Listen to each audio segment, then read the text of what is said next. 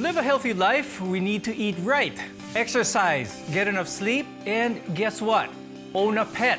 That's right, science shows that owning a pet can also be very good for our mental and physical health. The bond between people and pets can increase our fitness level, lower stress, and bring joy to their owners.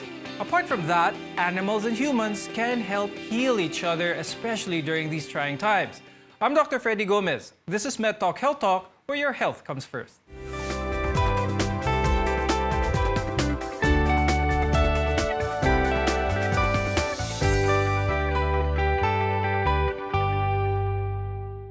The number of Filipino pet owners is growing significantly each year. And according to the Philippine Canine Club, there are approximately 11.6 million pet owners in the country.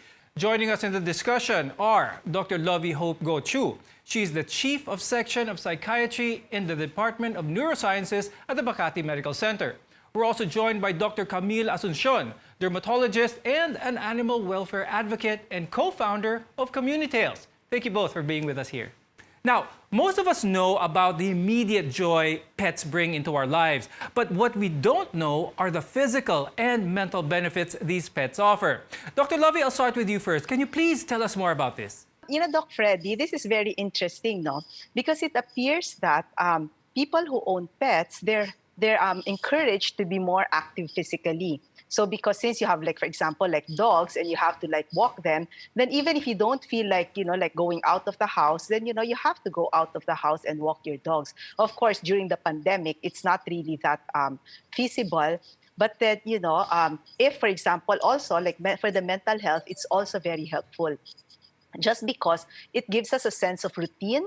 So for example, sometimes if you're depressed and you don't want to get out of bed, you just want to stay in bed, then if you have a pet, you have to feed your pet, you have to give your pet water. So you have to do certain things for your pet. So it encourages you to be more active. Now, this pandemic has had a major effect on all aspects of our lives. And for the most part, our pets have been there with us and for us. Pets, they say, provide emotional support, especially during these trying times. Dr. Lovey, during this time especially, how do pets help those deal with the current situation? I definitely agree. I see that in a lot of my patients. Sometimes, because of the lockdown, even if they want to be with their families, they cannot be with their families. So those who have pets, they feel that they tend to feel like less lonely because the pet would provide companionship. And then for those who are very anxious, they will tend to ground the pet owners. So meaning, like, for example, because if you're very stressed and anxious, the tendency is to, think about the future, think about, to get really, really very upset that, I cannot get out, what can I do, etc. But if you have a pet, like looking at your pet, and then sometimes it will make you be in the moment. And then touching your pet and then grooming your pet, that will make the pet owner feel better. So that is how pets help with depression and with anxiety. The social distancing, isolation, and quarantine brought upon by the pandemic can take a toll on our mood. This in turn can cause depression, and I know a lot of people who can attest to the fact that their pets have kept their mental health in check in this pandemic. Is that similar to what you just explained to us, or is there more that you could add? Recently, there was a study around last year, from UK, and they tried to find out people who have pets really less susceptible to the mental health deteriorating during the lockdown. And surprisingly, they found out, even though anecdotally, people report that they feel better if they have pets, during that lockdown, the mental health of those who had pets and did not have pets were somehow similar. And why is this so? That's probably because having pets would have entail certain responsibilities. And if you're a responsible pet owner also, you would worry if I got sick, who will take care of the pet. And apart from the mental benefits, pets, they say, also boost our physical health. Dr. Lovey, how does that work? And when we say pets, we don't just refer to dogs or cats, right? Yes, that's right. Pets, it can be any kind of pet that you like. It depends on the person. For some people, it can be like fish. I have a patient who have chickens, and the chickens are the sort of bond that she has with her chickens are like, what we have with our dogs or cats. So it really depends on the person. Now, the health benefits, well, it could be like physical, meaning like, it encourages you to be more active, to take your dogs out on walks. And it can also be like stress reliever. As we know, if we are very stressed, then the stress hormones can increase, and that might lower our immune uh, system if we're very sick. So if you are able to lessen that stress by having the pets around, then that will help boost our immune system and eventually be protective against illnesses. And people with pets often experience the greatest health benefits, but a pet doesn't necessarily have to be a dog or a cat. So watching a fish swim or a bird sing, for instance, can help reduce muscle tension and lower the pulse rate. Adopting healthy lifestyle changes can help with depression, anxiety, and stress as well. Dr. Mimi, how can caring for a pet help in making healthy lifestyle changes naman? I agree with Dr. Chuno. As pet owners, we already know the benefits our pets give us, but there's actually a science behind it, termed the human-animal bond, or HAB. So scientists found out that, for example, as Dr. Chu mentioned, if you pet a dog or if you stroke or hug your pet, certain hormones gets released from our body. And one of these is endorphins, or the happy hormone, and oxytocin, or the love hormone. So they get released from our bodies and also from our pets. So these hormones give us the sense of happiness, feeling of love that we get when we are with our pets. And in terms of the physical aspect, the American Heart Association also states that having a pet actually decreases your risks for cardiovascular diseases such as obesity, hypertension, because if you have a pet, as Dr. Chu mentioned, you're more motivated to do physical exercise, to yung mga weight loss regimen, ganun. Do you think, Dr. Camille, that the pet should really be appropriate for the prospective owner, or would any pet be okay for anyone to have?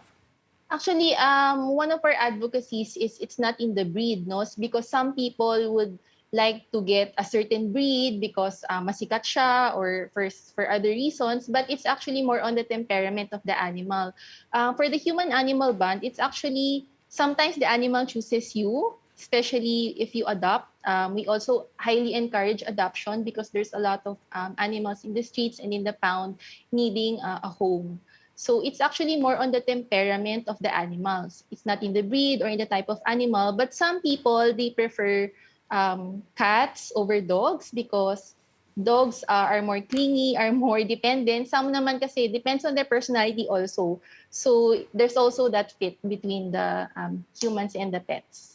Yes, of course. And owning a pet can be fun. It can help relieve stress. It can help change up your routine and keep you active. But it comes with responsibilities. So if you're thinking of getting a pet, it's best to learn about their needs first and what kind of pet would fit your lifestyle. More on this when we come back. You're watching Med Talk Health Talk on CNN Philippines.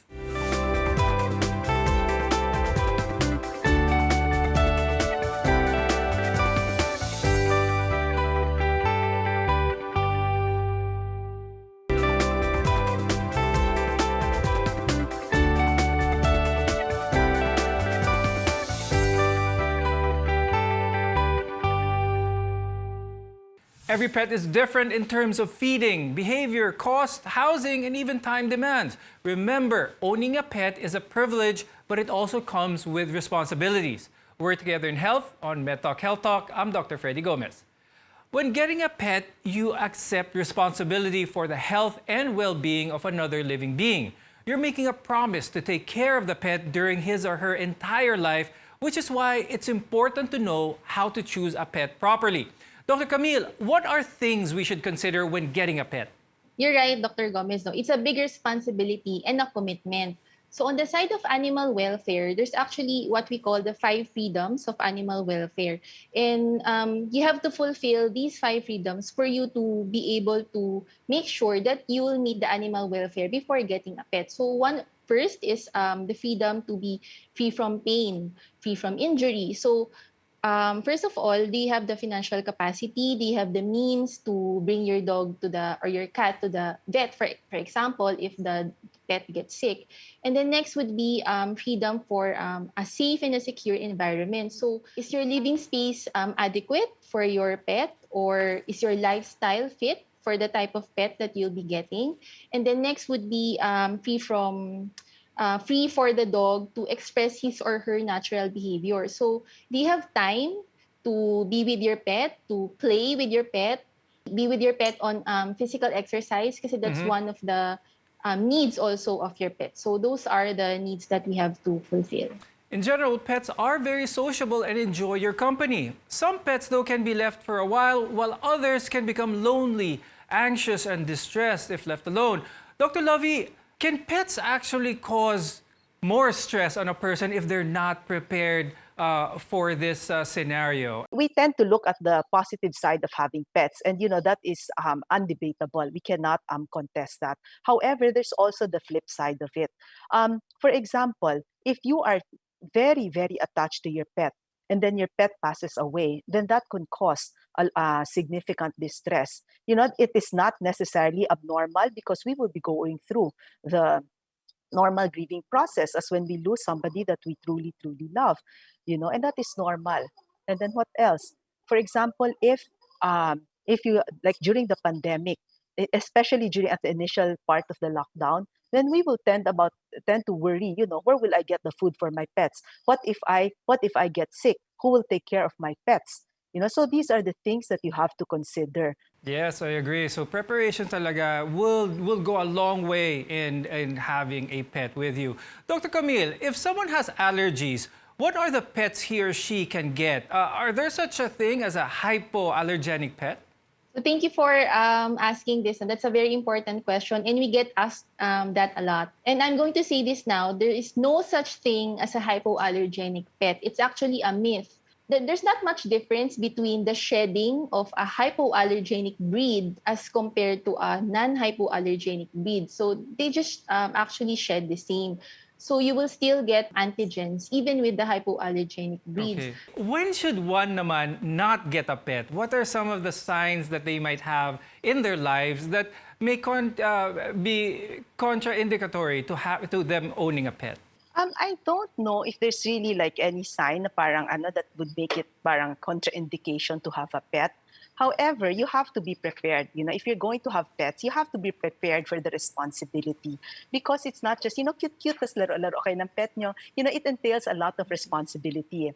That means that, you have to pick up yung parang pupu, and then you have to, yung wiwi ng dog, you have to make sure that somebody, otherwise it causes stress. Pag usi ka, tapos dumudumi kung saan-saan your dog, then, it will be like more distressing.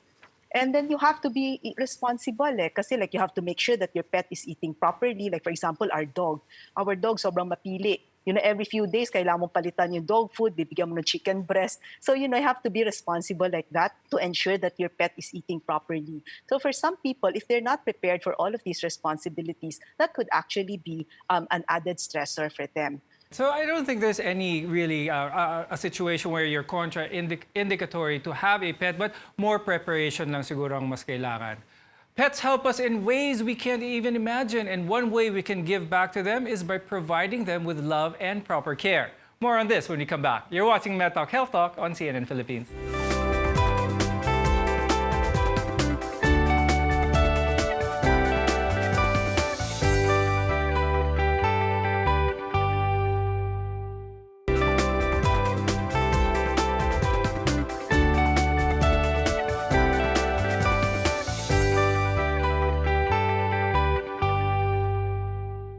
Like us, pets can get sick too. Preventing and curing diseases not only keeps them healthy, but it keeps us healthy too. I'm Dr. Freddy Gomez. Med Talk Health Talk is your connection to healthcare. One of our main responsibilities towards our pets is ensuring their health and welfare.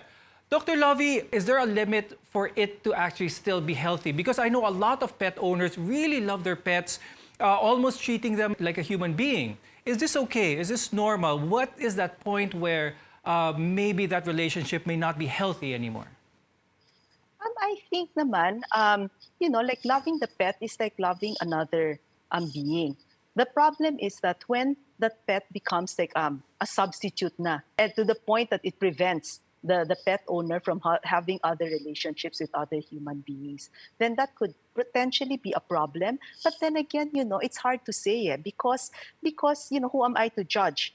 For one person, they might feel that it's more satisfying to have uh, relationships with their pets. And then, that is just how that person has chosen to live. But preferably, you would want to have, you don't want the pet to substitute for good interpersonal relationships. Okay, that's a very good point. Now, getting your pets vaccinated prevents them from getting serious life-threatening diseases. And one important vaccine to get is the rabies vaccine. Not only does it protect your pet from this deadly disease, but it also protects yourself and the people around you. Dr. Camille, aside from this, what other vaccines should pets get? So the anti-rabies vaccine is a requirement by law because we have the Anti-Rabies Act. But there are other vaccines such as for common diseases, parvovirus, for leptospirosis. But it would depend on the age and the health status of your pet. So it's highly recommended that you consult with your veterinarian so that they will make a vaccination strategy and a And you know what? It's unpreventable. Sometimes our pets medyo malikot yan, medyo magulo, and then they eat things that they shouldn't and start to choke on it. Is there any first aid thing that you can do to a pet, Dr. Camille? prevention is better than cure, di ba? As we say in human medicine, it also applies to sa animals. So first, let's avoid giving harmful foods to our pets that will lead them to choke or to other diseases. So ano ba yung mga food na to? One of it is chocolates, no? Yung mga grapes, avocados. If you search the internet, there's a list of food na bawal sa pets. But also, let's avoid giving them, although it's very tempting, table food or yung mga food natin, such as fried food and foods that are high in salt content because it will lead them to certain conditions such as overweight, obesity. Dr. Lovey, you mentioned a while ago that a healthy relationship with a pet entails that it is not substituted with other meaningful relationships. Could you expound on that further? And could you give our viewers some telltale signs that maybe your love for this pet is already being substituted for other healthy relationships? Actually, like during the pandemic, this is like really hard because during the pandemic, our social interactions with each other are really limited. However, in a non-pandemic situation, if, for example, you would prefer to stay home with your pet rather than go out, like with your friends.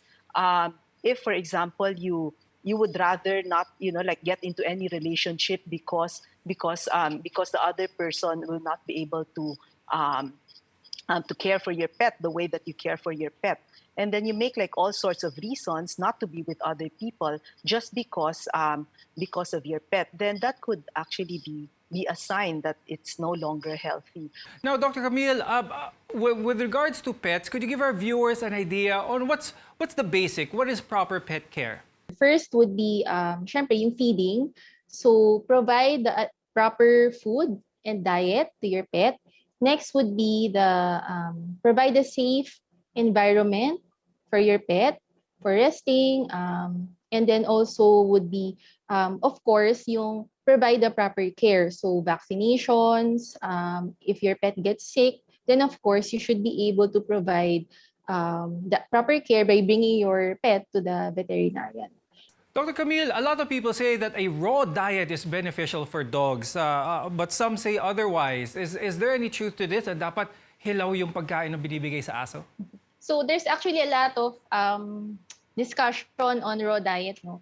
For therapy animals, so in community tales, we train and we certify therapy animals. So we bring these animals to hospitals, to schools, to other organizations for healing, for animal-assisted intervention. So for therapy animals, it's part of the protocol. We don't recommend raw diet for the purpose of raw diet can increase the risk of developing bacterial infections for dogs. For example, salmonella, which can spread to humans when they go to their therapy sessions.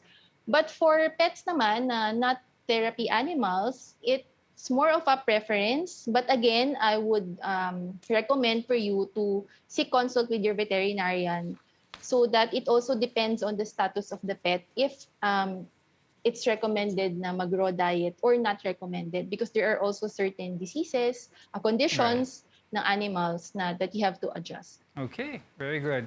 We wrap up another interesting episode today. We'd like to thank our guests, psychiatrist Dr. Lovey Hope Gochu and animal welfare advocate Dr. Camille Asuncion. We appreciate your time and effort very much. We all know how cute pets are, but owning a pet requires a lot of responsibility and time commitment. They need proper care and love. Having a pet can provide you with a best friend for life. I'm Dr. Freddy Gomez, helping build a healthier future for you. Thank you for watching MedTalk Health Talk, only on CNN Philippines.